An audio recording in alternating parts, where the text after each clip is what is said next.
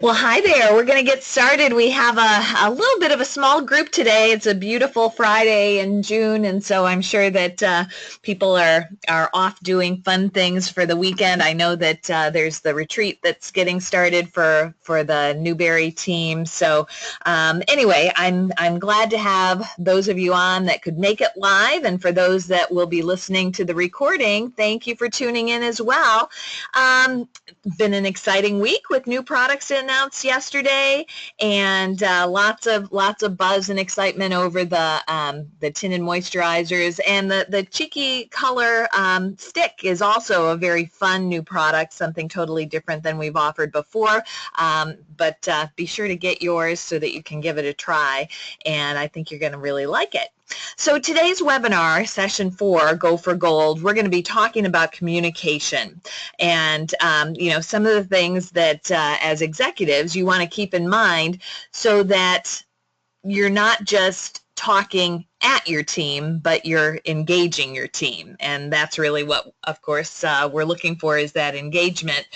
So let's jump in first. Before we get on to communication, I wanted just to clarify the difference between incentive and recognition, because as I had my one-on-one coaching calls with many of you last week, there was just a little bit of maybe confusion or just not quite understanding the difference between the two. So an incentive is something that as leaders we do to stimulate our consultants to maybe some greater effort.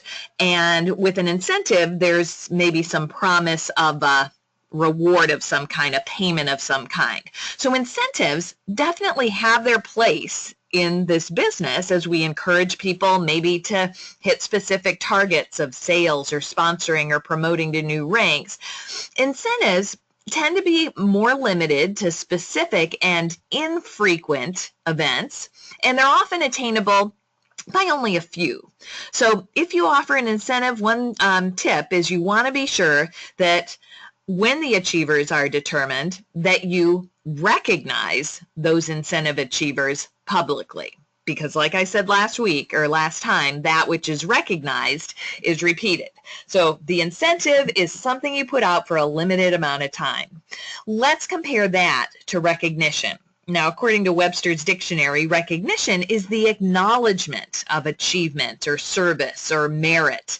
And at its heart, it's much more all-encompassing than just an incentive.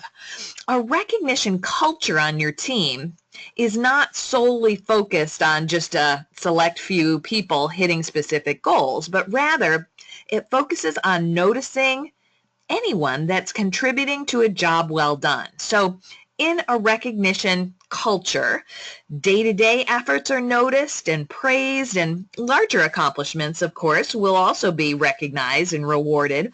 Career achievements are celebrated. Even, like I said last time, birthdays are celebrated. It's making people feel that they are a part of something bigger than themselves, making them feel important. So here's an analogy for you. If we had a few sparkling gems that were representing goals that are attained through those incentives we talked about, the beads and the string that turn those gems into a beautiful necklace would be all of the countless recognition moments that have happened along the way.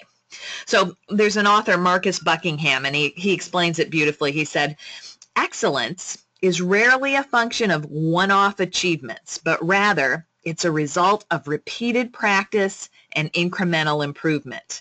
And as a good leader, I know you don't need reminding on the power of praise. I'm sure you know instinctively that praise is not merely a reaction to great performance, it's actually the cause of great performance. That's why you often see me and others from the home office cheering people on, praising, not just as a reaction to great performance, but cheering people across the finish line.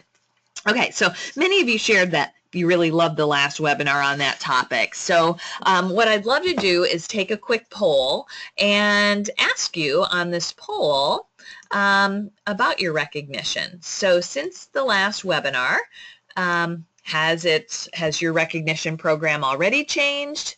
Will it be changing? Will it stay mostly the same with maybe some enhancements, or maybe not changing at all? And with our small group, we had a quick response. So 100% said that you will be changing in some way. And on our next coaching call, again, we can look at that more in detail if you need some additional guidance. All right, so on to our topic today, leadership communication. And actually, I don't know if you all know this, but there was a time in my career where I did day-long seminars on a variety of topics, and I would travel all over the country, and sometimes it was with a corporation, sometimes it was at a hotel where people from lots of different corporations would attend. But this topic, leadership communication, I used to teach in a 2 full day format. So narrowing it down to our 30 to 40 minutes today is a bit of a challenge. But we're going to look at it from several angles. A couple of tips that I really like from an article in Inc. magazine. And the title of the article was The 6 Ways to Talk Like a Leader. One of the things that stood out to me is using certain words versus choosing your words carefully, as I stumble over mine right now. But one of the words that they say to use carefully is the word but, B-U-T. But is a contradictory conjunction. And you really don't want to use it after a positive phrase if your intention is to be positive. Often the word but signals that whatever came before it is not valid. So the common statement, I really like what you did, but ... that questions the sincerity of what was liked, and it emphasizes what the speaker wants to change. So when a leader says, thanks for the feedback, but I think, it often comes across as, I don't appreciate what you said and I'm going to do it my way. So better to say, thank you for the feedback, and here's what we're going to do. So it's just a small tweak, but I found that, and I've been using this philosophy, this principle, using the word and instead of but as much as possible, and it really does make a difference. Another tip from that article was to go easy with the superlatives. So when too much is described as amazing, awesome, unbelievable, epic, incredible, well, then very little actually is. So when we overuse those superlatives, it washes out the true meaning. When a leader routinely declares, everything is extraordinary, it makes everything sound the same. So one of the phrases of leadership communication that I strive to live by is to say what you mean what you say, and don't be mean when you say it. So those are just a couple of tips, but that Inc. magazine article might be something you take a look at. All right, so Warren Bennis says, leadership is the capacity to translate vision into reality. As the leader of your team, it's important that you communicate the company mission consistently with the group, and when everybody has a clear understanding of why are we here, it provides clarity on why they should take action, like picking up the phone to book parties. We do a really good job of this across the board at Pure Haven Essentials, more than any other company I've seen before. Some companies, right from the very beginning of their party presentation, just dive right into sales. Here at Pure Haven Essentials, we always start with why the company was formed, why we do what we do. And if you can reinforce that why at your team meetings and in any communication, that layering effect just makes it stand out. So again, as a leader, you want to make sure that you are starting most communications with the why we're doing this. Why are we here? Another thing that you'll be doing as a leader, of course, you'll be sharing product knowledge, you'll be sharing business strategies, and excellent communicators know it's important to speak clearly, it's important to have a logical pattern, it's also important that you listen effectively. You might, intuitively probably realize that listening is a part of the communication package, but it's a huge part, more than half. Successful leaders need to learn to listen as much as they speak. My mom used to say, God gave you 2 ears and 1 mouth, use them in that proportion. You guys might not think that that's true in my role here at Pure Haven Essentials, but I really do strive for that. So again, listen as much, at least as much as you speak, maybe more. Another thing to consider is that successful leaders motivate others to reach their goals and to work together as a team.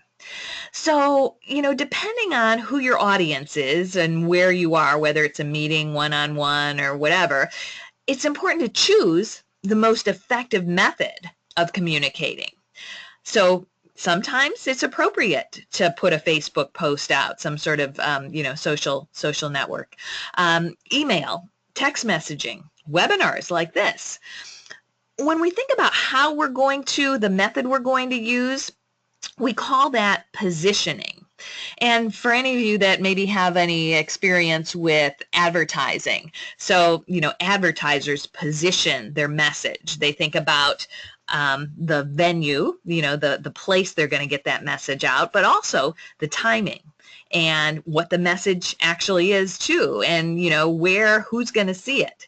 So all of those come into play with leadership communication. It's a skill. It takes conscious choices and discipline to do it well. So one technique that's especially effective is to learn to tell a story to get a message across. And I don't know if any of you have any stories that you've consciously thought about to illustrate a point, but I know that, okay, so I'm really putting Annie Babineau on the spot. Annie is on here right now. And Annie, as I thought about this, this training today in communication, and one of the stories that you shared with me just recently was about a gas grill at a garage sale. And now it's one that I'll never forget, and I may even have to borrow it. Some of you have heard some of my different stories, the 2 shoe salesmen, or the reason that geese fly in a V formation, or the consultant that received a box of products for Christmas, and a few more. But so Annie, I'm going to see if again, I'm not sure if you're prepared for this and what your background is at the moment, but I'm going to unmute you and take a chance. And hi, Annie. Are you on? Hi, can you hear me? Yeah. Do you mind just sharing with the group your gas grill story that you shared with me? It's such a I'd love classic. to. Okay. It was so funny. It always stands out for me too. We had a garage sale many years ago, and we had this gas grill that we just weren't using very much, but it had a nest of mice in it. It's gross. Sounds gross. So we replaced the burners. We actually spent a little money to replace them. And then we just figured, we're going to give this away at our garage sale. Like, hey, anyone who wants this, take it. We had a big free sign on it. And then the garage sale went on all day, and everybody walked right by the gas grill. They saw the free sign, and I think they must have thought something was wrong with it, even though we kept saying, hey, it's great. We just replaced the burners. It works fine. Nobody took it, and we just wanted to get rid of it at this point. And at some point, something clicked for me. I don't know what it was, and I just decided, I flipped the sign over, and I wrote $10 on it, and gave the gas grill some value. And someone came up within 5 or 10 minutes of me doing that, and they paid $10, and they took it away. So it told me that, you have to give something value. I did the same thing for a training. I did an oils training here at my house recently, and I decided I was going to have consultants pay a little fee, just a very token fee, to come and attend. Guests were free, but the consultants had to pay $5. And I had that was the best attended thing for my team and with guests that I've ever had. And I don't know if that was why. I think it was the subject also, but I placed value on that. So I think that's important. It's a great story, and a good moral to the story as well. Thank you for letting me put you on the spot here today. No problem. Thank you. Okay, I'm going to mute you again. So like I said, technique in communication is to be able to have stories like that prove a point. And Jody Chase actually talks about being a collector of stories. So on our next coaching call, I'd like you to kind of think about, situations from your life like the one Annie did, maybe stories you've heard from other people. Your stories don't have to be unique to you. Maybe you've collected them from other people, but that practice of learning how to tell a story to illustrate a point is an amazing skill in leadership communication. So think about that, see if you can come up with a story, and we'll all share together. So thank you again, Annie. No matter how long you've been doing it, communicating as a leader, it's an evolutionary process. I've been in this business a long time, but I'm myself always looking for ways to improve, always collecting new stories like that. And it may be obvious why communication is so important in leadership. But, as a leader, getting people to follow us, we might in our minds hold a vivid personal vision of what we want, where we're going. But no one will follow us unless we can communicate that vision.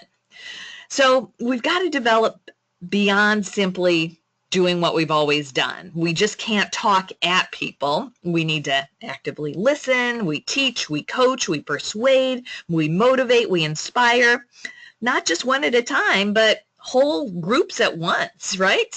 Some of you have spoken to your teams, which are very big, the larger regional team at conference and different things. So again, it's an ongoing process, and we'll continue to learn and grow in these areas together. One of the things that plays into communication is making an intentional mental shift away from telling and fixing to be more about asking open-ended questions. So less telling, more asking. Because in doing so, you open up the possibilities to uncovering limited beliefs, which might be standing in the way to a person's success or action. You might think about a team member who says they want to book parties, but they're not trying any of your booking suggestions.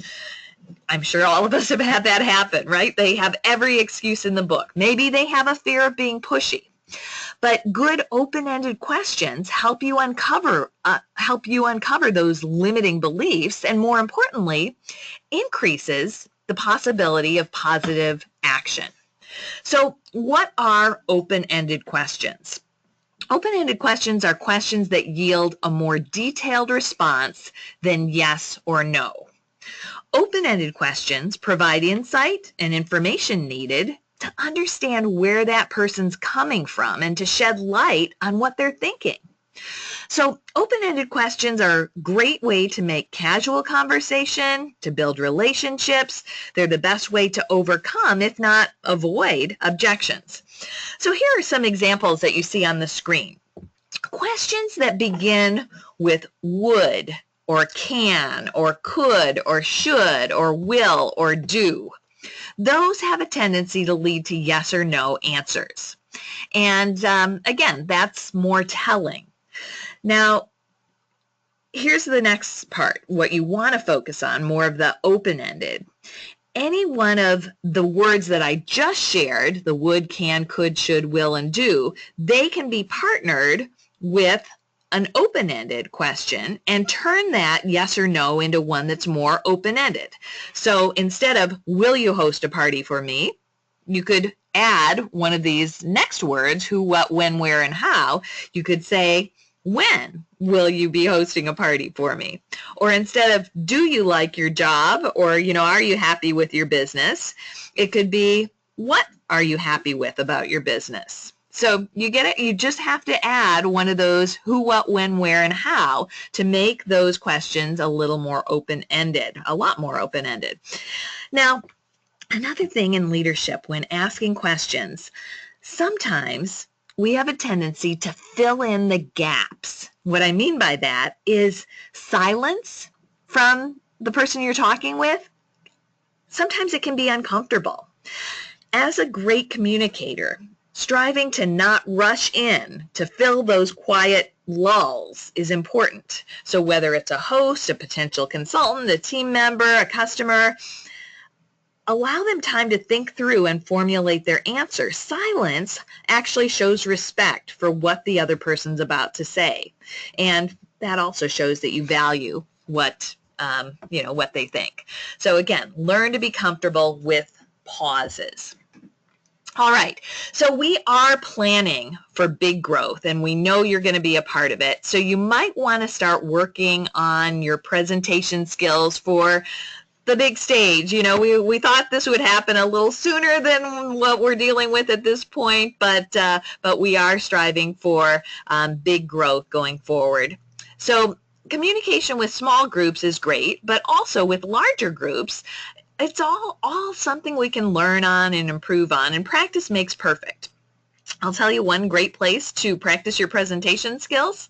I'm sure you're guessing it. It's your party. And using the flip chart as a basis, peppering in stories, like I said. Stories paint a picture, so peppering those into your flip chart, that's a great way to refine your presentation skills.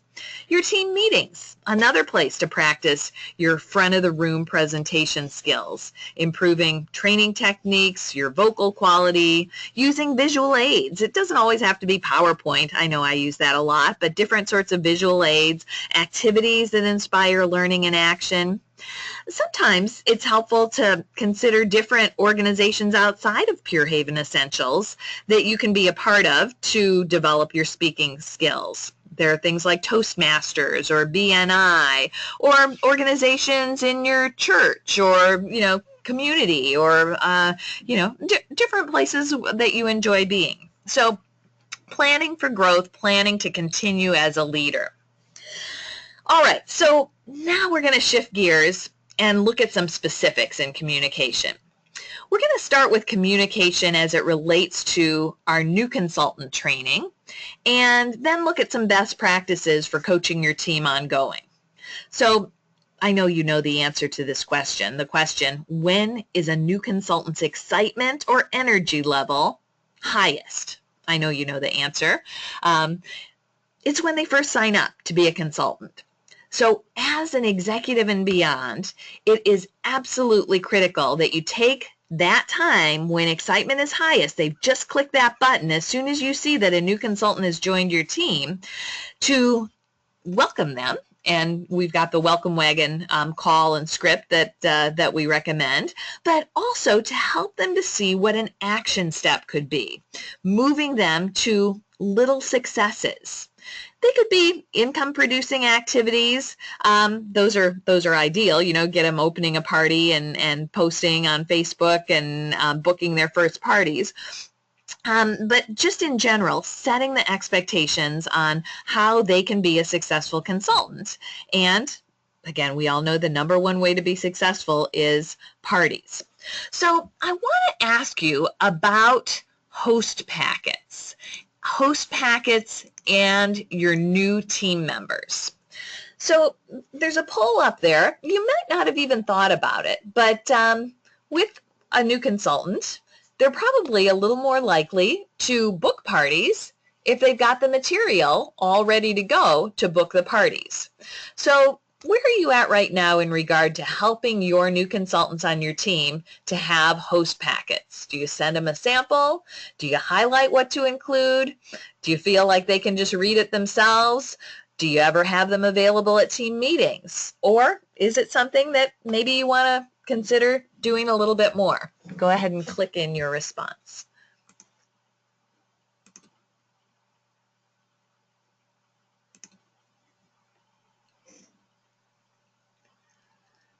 Okay, on this one you could choose as many as apply, and it looks like nobody at this point is sending, nobody on this webinar today sends a sample. Now they do get, it's not really a complete host packet. They get a lot of the materials that come in the host packet in their kit. I'll share with you that back when I was with the Pampered Chef, in your role as a field leader, I actually had this sounds extreme when I say it out loud, but I would give every new consultant 4 host packets all put together. And my philosophy on that was that we wanted them immediately getting started. By putting those in their hands, the expectation was that they would get them out the door. Now, I'm not saying you need to give every new consultant 4 host packets, but would it be helpful to have those put together, ready to go, and as part of your welcome, you get that in their hands, especially local ones. At the very least, having them available at team meetings. So, a great little exercise at a team meeting is to have all the materials for host packets and to have your consultants put them together, kind of an assembly line that they can walk out the door with it, combine that with a booking challenge, and there you go. You've got them on their way to actually doing the parties. It sounds kind of crazy that not having a host packet would keep people from booking parties, but don't we want to make it as easy as possible for them to get the ball rolling? So anyway, that's something to think about. Another thing I recommend, let's go back to this. I recommend using some of the questions in the 10 sponsoring interview, that resource that we have in your back office. It's the 10 questions for sponsoring interviews. You don't want to use all of them, but use the ones that get people thinking about who their first host will be before they sign and once they sign. So that's another tool that you can use as you're setting expectations with that new consultant. And then I know that you guys that are on here are using the 4 onboarding series. That idea of the 4 onboarding series is to eliminate the spectrum that I see. On one end of the spectrum, I have leaders who will call and welcome somebody and say, I'm here if you need me. On the other end of the spectrum, I have leaders who say, oh, yes, I'm talking to that new consultant every single day. And that can be too overwhelming. So you don't want to overwhelm them. You don't want to give them tons of information at once. You want to set up duplicatable training. And that's why following the 4 onboarding is the way to go, because not only does it make it easy for you, you don't have to recreate the wheel, but those new consultants see that it's easy for them to train people if they just follow that. There's a format for each call. So call number 1 is really designed, all of them are designed to be done one-on-one, not as a group, because on call number 1, you're helping them enter their launch parties right then and there while you're talking to them. You talk to them about how and why to add individual orders to parties. You talk about building the Franco list, how to opt into the company newsletter. You send them to the new consultant webinar. You send them to the Facebook page. So, that's the basics for call number 1. Call 2, again, bite-sized pieces. Do it 1 week later. You give them verbiage for getting their bookings and challenge them to have at least 3 to 4 actual hosted parties beyond their launches. You go over the host program. You share ideas on making sure they're getting 2 bookings from every party and coaching hosts. Call number 3, it's all about the Quick Start program. Again, that should be in their 3rd month, and regardless of what time of the month they signed up, that timing would be good to get them on track to make sure they meet their deadlines, meet their goals. We also, in call number 3, really hit on the flip chart, how to use that effectively, other party ideas, and call number 4 is entering in their parties, their host order, get them thinking about sponsoring. So having the plan in place allows you to be proactive in their training. Remember, people don't sign up for this business to fail, but if we fail to plan their success route, then they have a tendency to fizzle out. So tracking tools. As your team grows, it's tough to remember who you've talked to and what you've covered. So there is a template. This, I believe, is in the executive only section of the back office. I'm also going to send that to you as a follow-up that you might consider using to help keep track of who you've talked to. And I'm just seeing this. I got to change that from, it's not Ava Hours anymore. So I will update this and send that on to you, the coaching summary. All right. a few different methods of communication. As a leader, we've already discussed the importance of team meetings, local and conference call virtual with your long distance people. Remember, as an executive, our hope is that you do these meetings every single month because there's value in that face-to-face. With emails, as your team grows, you might consider a service like MailChimp or Constant Contact. And that way you can set up groups, maybe by downline executive, by region, maybe your leaders, your new consultants, to effectively communicate with them. So let me just ask you a poll. Are you using something like this with your team? I know a lot of you use it with customers, but do you use something like this with your team? Or when you send a mass email, do you type in every team member's email address, or do you not usually email, but instead just Facebook? Go ahead and click in your response on that poll.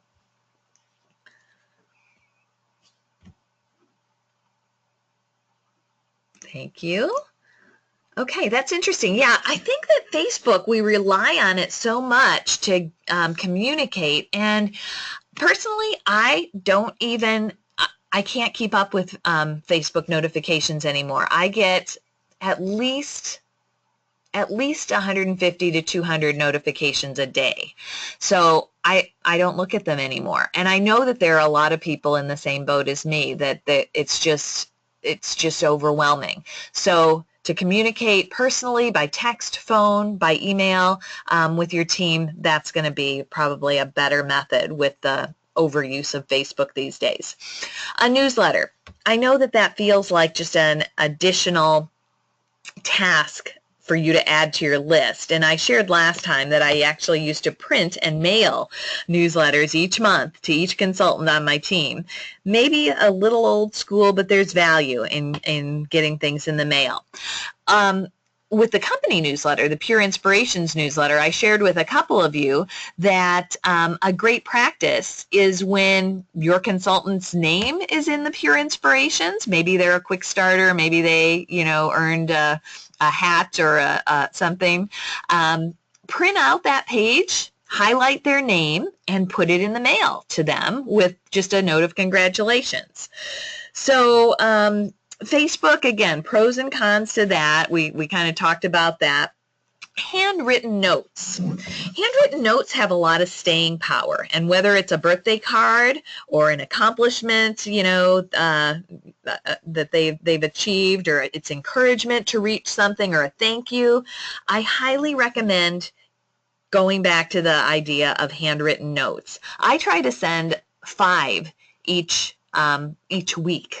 I have to admit I've gotten away from that a little with our rebranding and transition, but I'm going back to that as I say it out loud. I'm going back to sending more personal notes. They really do have staying power, and they stand out in today's world of digital everything. And then phone appointments. I just wanted to make sure that you're aware that the benefits of scheduling phone appointments, rather than, sometimes it's great to just pick up the phone, but when you schedule, it really does show that you value your time, that you're prepared. It helps the other person to maybe get prepared. It's just a more professional way to go. So we talked about the 4 weekly calls for the new consultant, but what about your current consultants? So I think you've all recognized the power of the VIP program. With many of your team members even. The reason that programs like VIP or Rising Star work is the accountability piece. So regular scheduled calls, that's accountability, and it creates action. When someone knows that they're going to talk to you, they'll do what they said they'd do most of the time. So again, the Rising Star program, that stepping stone to VIP, our hope is that every executive offers it to team members that are doing at least 2 parties a month. It's 8 weeks. If you do it once a quarter, you're going to develop more successful consultants, which then builds successful leaders. So beyond the onboarding, beyond the Rising Star, you might set the expectation that once each month, you find a spot on your calendar for each team member. For your locals that come to a meeting early in the month, you might do a follow-up scheduled phone call toward month end to identify the progress toward their monthly goal. So again, overall, you want to be offering time slots. You don't have to chase people down, but encourage them to take advantage of the resource that you are. Who do you include in all of this communication and reaching out? My rule of thumb is if you can't be sure that their sponsor or sponsors working with them, it's smart for you to step in, dig for those diamonds. Now, not everybody's going to take you up on it, but set the expectation that they should. And those that respond, those are the ones you should be working with. They have the desire. For those below your level 1, invite the sponsor to be on coaching calls as a 3-way call. That trains them on how to do it for, for their future team members. It's grooming. So what do you say? What happens when you say things like, how's it going? I'm here if you need me. What's your goal? In the VIP program, I provide all of the VIPs a list of coaching questions, and I can send that out to you guys again after the webinar. I know that you went through it before, but when we just ask those sort of general questions, yes, they're open-ended questions, but usually it gives the, response of fine, good, it doesn't really allow you to troubleshoot or to coach them specifically. So I strive to use a format where I congratulate them on something, and so I pull up the personal and group sales and sponsoring report before I pick up the phone with them. By having something specific, something positive, it sets the positive tone. Then you can identify the next grab, and I'm kind of envisioning a rock climbing wall at my gym, that there's a rock climbing wall. What's that next thing they can grab onto? Identifying something they could feel good about. You can ask questions with suggestions of what that might be, but you identify what that could be. You ask if they'd like to go for it. You strategize, and in the strategy, it's not just one way, but tell me 2 to 3 things you're already doing to get there. And let's talk about some other ideas. Again, the power of the question. Asking them, which of these ideas will you take action on? And ask the question when. You could even say, I'm writing this down to help us stay on track. You could also ask questions like, what are some potential obstacles that could take you off track, and how will you overcome them? So again, those are some ideas on how to do those coaching calls. So who do you coach, and what's the point? Well, you want to work with the new people, of course, all of those that fall under your executive umbrella, and try to create good habits. You don't want to wait for people to self-select coaching. You're like a flashlight. You want to shine a light on something that they can stretch to, and you have the power to inspire them by doing that. Like I said, not everyone will take you up on it. Some will right away. Those are the easy ones. Those that don't, make sure you're speaking their language. Help people see what is within their reach, because they often don't see it for themselves. And make sure that you're showing them what's in it for them. That's that radio station people tune into, WIIFM, what's in it for me. Help them to see what's in it for them, and that is part of the speaking their language. When you help people feel like they're moving forward, even with baby steps, they'll see you as a success partner. So provide tools, provide ideas, challenge them to action. Now, if you have downline execs and leaders, they should be doing this with their teams, but I'll tell you, not everyone is. As a leader of leaders, teach them how. For those below, again, your level 1, include them on 3 ways as much as possible so that they understand how to do it. Okay, so obstacles in communicating. They don't respond. Well, you wonder why? What can you do about it? If you're talking training, when they're just in it for the discount, they might tune you out. Instead, can you leave short messages as a teaser? Like I said, speak their language. Treat people the way they want to be treated. You might help them with a baby step, and they could just become addicted to success. But you know what? Sometimes they're just not your workers, at least not for now. So occasionally, point out specific things they could go for, invite them to take you up on coaching. Ultimately, it is their choice. You're not responsible for their success. Tori Barnes said that about a month ago on a national call. You are not responsible for their success. So move on to those who want it and need it. Now, on the flip side, you might have obstacles in communication where they're calling you all the time. Why? What can you do about it? Well, this is a business. Screen your calls. You don't always have to be available to everyone.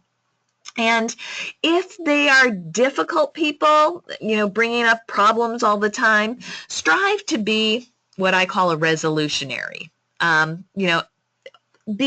Respond with solutions, work on solutions. You don't have to listen to them vent all the time. You don't have to take every call. You always want to be reminding yourself that time is your most precious resource. So ask yourself, is this the best use of your time? With that, this is the best use of your time. I did get a question. From the back office, can we download the emails to use in Constant Contact? Yes, you can. If you need help with that, Valerie, I can show you on the reports, but it should be an export that's quite easy to do with your team members. So let me know if you need help on that. All right, so I hope you learned a few new things that you can put into place here. Let me just ask one last question. Coaching calls with your team members, do you currently schedule these? Do you occasionally do it? Do you just do it on an as-needed basis, or are you mostly emailing, texting, and Facebook messaging?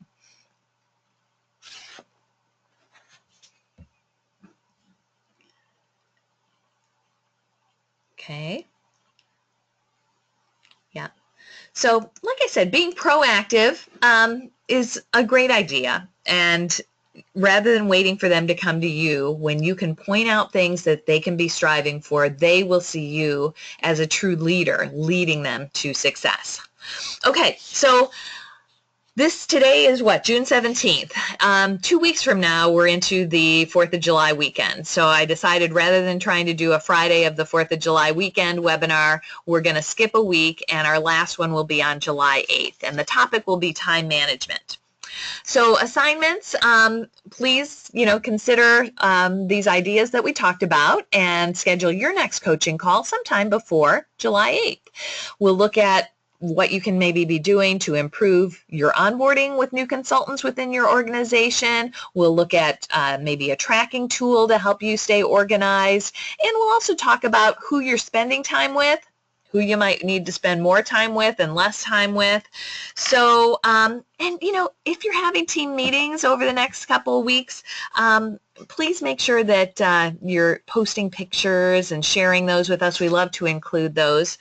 So if I don't talk to you before then, enjoy your holiday weekend. Thank you for taking time today, and I'll look forward to talking with you one-on-one. Let's make the most of June. The June offers are just exceptional, so make sure you and your team are really in these last 2 weeks of the month making the most of them. Thanks, everyone. Have a great weekend.